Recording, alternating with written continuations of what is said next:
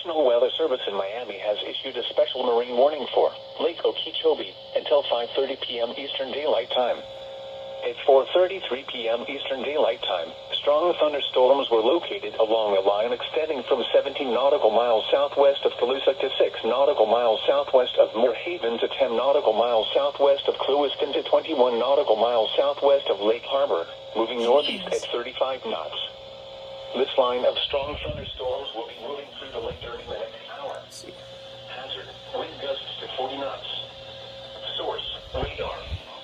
Impact, small craft could be damaged and briefly higher winds and suddenly higher waves. Locations impacted include Canal Point, Liberty Point, Clewiston, Sandcut, Parkey, Buckhead Ridge, Lake Harbor, Colusa, and Moore Haven.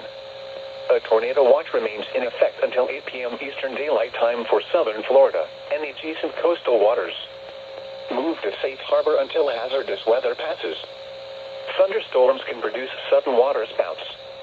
Water spouts can easily overturn boats and create locally hazardous seas. Seek safe harbor immediately.